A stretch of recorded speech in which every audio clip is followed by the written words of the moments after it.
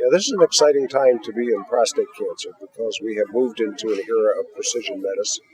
And by that I mean that we're now not only on the threshold, but actually in actual clinical practice, able to make informed management decisions for patients based on the specific molecular characteristics of their cancer. And that's true for choosing patients for surveillance, to choosing patients who might get adjuvant as opposed to salvage radiotherapy after prostatectomy, and in biopsying patients who have castrate-resistant metastatic disease in trying to decide what the next appropriate systemic therapy is for them.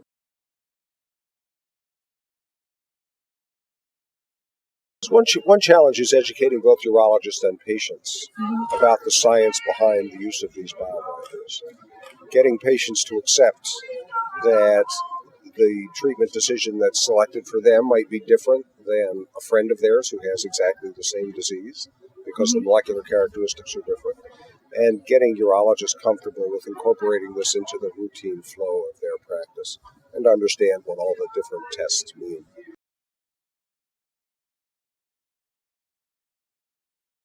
So there are three areas in particular. One is the active surveillance is underutilized in the United States. We know that PSA screening has led to over-detection of non-lethal cancers.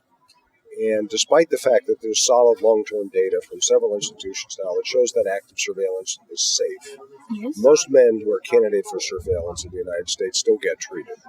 So there are 4 biomarkers on the market now that are aimed at getting a molecular read on the tumor that is present on biopsy to help determine who's a good candidate for surveillance and who isn't. So that's one very useful area. And the data show that when urologists adopt the use of these tests, that they actually put more patients on surveillance, which is the right thing.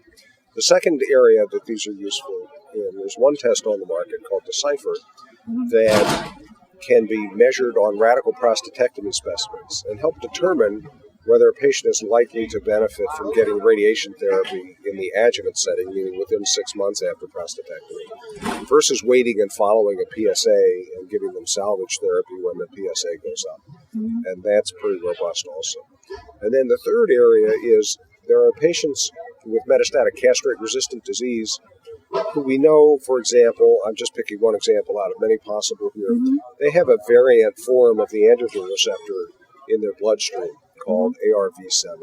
It's now possible, it's now possible to measure the presence or absence of ARV7. And that's important because patients who express a lot of ARV7 are not going to respond to enzalutamide or abiraterone, and they're probably better treated with chemotherapy or some other agent.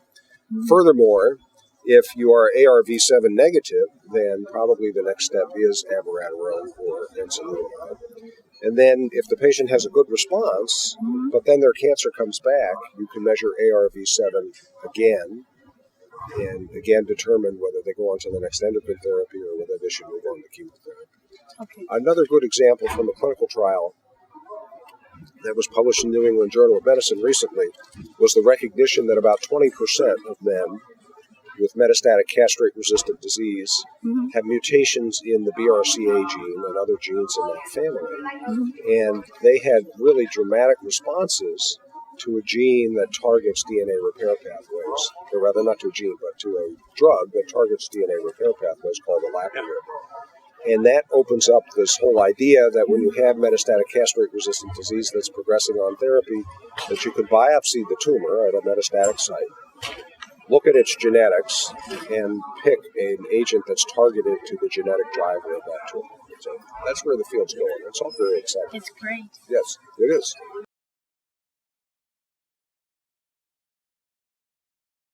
So this trial was designed around a new technology for measuring PSA and all the different forms of PSA that exist in the bloodstream. We know that a standard total PSA assay isn't very sensitive or specific for cancer. It's prostate specific, but it's not cancer specific. And we need a better marker to improve our ability to screen patients.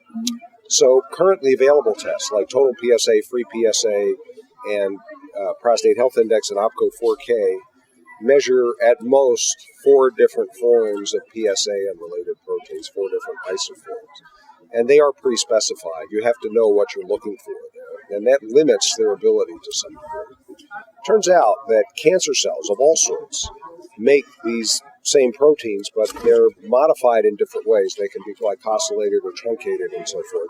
But there are probably hundreds of different isoforms of PSA in the blood. Currently available assays ignore everything except the three or four things that they already measure. This new technology that I'll be presenting tomorrow, called solvent interaction analysis, is agnostic as to what PSA isoforms are in the serum, and measures all of them. And what we found is that when you measure all of them, not just one or two or three or four, that you have improved accuracy for diagnosing high-grade prostate cancer. And so it's called IsoPSA. All it takes is a simple blood test. The assay is run before the standard ELISA assay for total PSA and the other sorts of things at a very low cost. And the readout is a percentage likelihood that that individual patient harbors a high-grade prostate cancer and should undergo prostate biopsy. And there are potential downstream benefits of using it, monitoring patients on surveillance, seeing when they're progressing and that sort of thing. So it's also pretty exciting. It's a new way to measure, to capture more about the biology of PSA. Yeah.